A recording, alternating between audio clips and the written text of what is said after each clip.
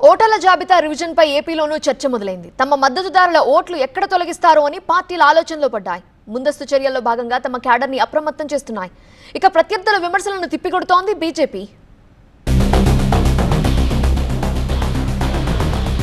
అన్ని రాష్ట్రాల్లో మాదిరిగానే ఏపీలోనూ దొంగ ఓట్ల తొలగింపు, ఓటర్ల జాబితా సవరణే లక్ష్యంగా ఈసీ కసరత్తు ప్రారంభించింది. జూన్ 5 నుంచి 14 వరకు సన్నద్ధత, సిబ్బందికి శిక్షణ, ముద్రణ కార్యక్రమాలు జరుగుతాయి. జూన్ 15 నుంచి జూలై 14 వరకు బూత్ లెవెల్ అధికారులు ఇంటింటికి వెళ్లి ఎన్యూమరేషన్ ఫారాల్ని పంపిణీ చేసి వివరాలు సేకరిస్తారు. సమయంలో ఓటర్ల నుంచి ఏ పత్రాలు సేకరించరు గానీ ఓటర్లు తమ వివరాల్ని నింపి ఫారాలు అందజేయాలి. పోలింగ్ స్టేషన్ల హేతుబద్ధీకరణ కూడా జూలై 14లోగా పూర్తి చేస్తారు. ముసాయిదా ఓటర్ల జాబితా జూలై 21న విడుదలవుతుంది.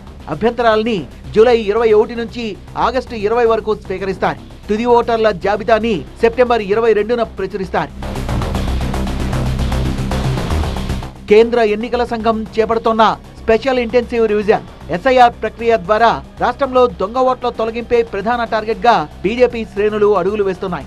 ఈసీ కంటే ముందే రంగంలోకి దిగిన కమలనాథులు క్షేత్రస్థాయిలో మైక్రో లెవెల్ పొలిటికల్ మేనేజ్మెంట్ తో సరికొత్త వ్యూహానికి తెరలేపారు. భారతీయ జనతా పార్టీ నుంచి ఒక BLA2 ఉంటారు, తెలుగుదేశం పార్టీ తరఫున ఒక BLA ఉంటారు, అదేవిధంగా జనసేన తరఫున ఉంటారు, కాంగ్రెస్ తరఫున ఉంటారు, ఇంకా ఏమైనా రాజకీయ పార్టీలు ఉంటే వైసీపీ తరఫున ఉంటారు, అందరూ ఉంటారు.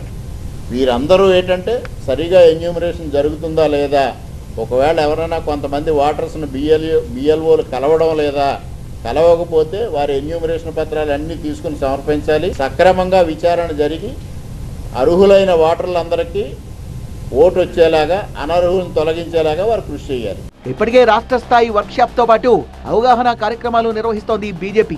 రాష్ట్రంలోని మొత్తం 175 అసెంబ్లీ నియోజకవర్గాల్లో బూత్ లెవెల్ ఏజెంట్ 1 నియామకాల్ని పార్టీ 100% పూర్తి చేసింది. ఈసీ అధికారులు అధికారికంగా సర్వే ప్రారంభించగానే బీజేపీ ఏజెంట్లు కూడా BLOలో వెంట ఉంటారు. బీజేపీకి వ్యతిరేకంగా ఉన్న వారి ఓట్లను తొలగిస్తున్నారనే ప్రచారంలో ఏమాత్రం నిజం లేదంటోంది బీజేపీ. ఈ విషయంలో కాంగ్రెస్ అనవసర రాద్ధాంతం చేస్తోందంటూ విమర్శిస్తోంది కమలం. వారి తల్లిదండ్రులు కానీ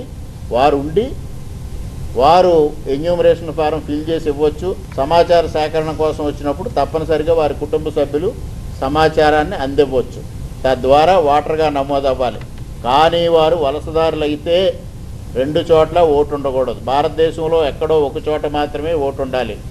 ఇక్కడ ఓటు ఉంటే ఇంక వేరే రాష్ట్రంలో కానీ వేరే చోట కానీ ఎక్కడ ఓటు ఉండడానికి వీలు లేదు.